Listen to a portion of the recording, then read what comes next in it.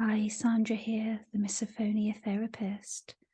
So I thought I would just answer a question today, which is why don't I ever talk about myself, my own experiences?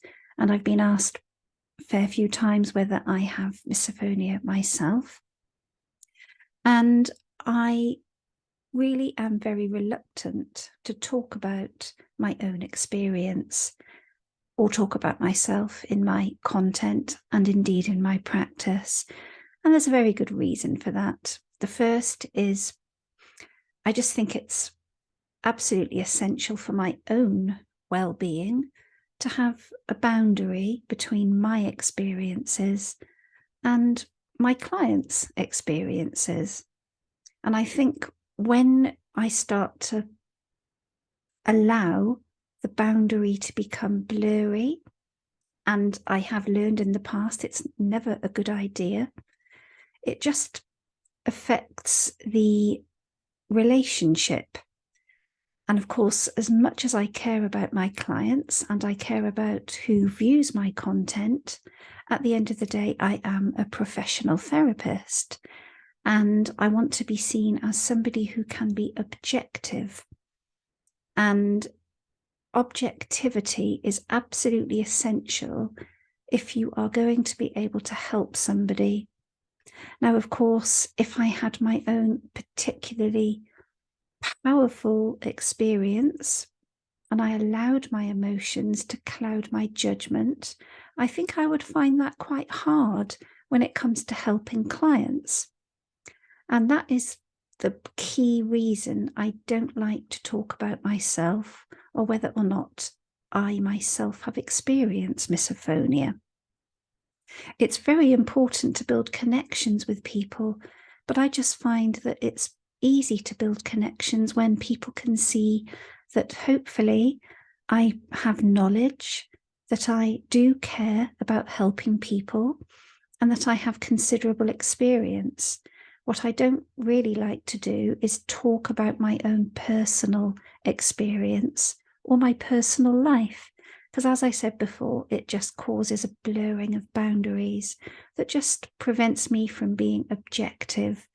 And it's the ability to take the step back, to be objective, that really does allow me to help a person who is struggling with misophonia and all the emotional trauma that goes with it without being too attached or too involved. And of course, there are plenty of stories, if you look for them, where therapists have crossed that line, and it very rarely ends up in a happy place. There's never a happy ending when those lines are blurred. So it's to keep me safe and keep you safe. That's why I don't like to talk about myself. But having said that, I hope that you can see that I am a genuine human with a keen interest in this area, and my overwhelming desire really is to help as many people with this deeply frustrating condition as possible. And in fact, what I did say to somebody who said, you never talk about your own experience. How do I know you've ever experienced what we're going through? I would say to that, if you have ever been to hospital, let's say, I don't know, with some physical health condition, God forbid, like cancer, would you say to your specialist, how can you treat me if you've never had cancer yourself? Sorry, I know that's quite an unpleasant example, but really, the person that helps you does not have to have had the experience. And even if they have had the experience, they don't need to share what they've been through. So I hope that answers the question. And yeah, so I will be back tomorrow with more content. I hope you've enjoyed this video, and I hope it's put to rest all those burning questions about whether I have had misophonia and why I don't talk about it. Bye for now.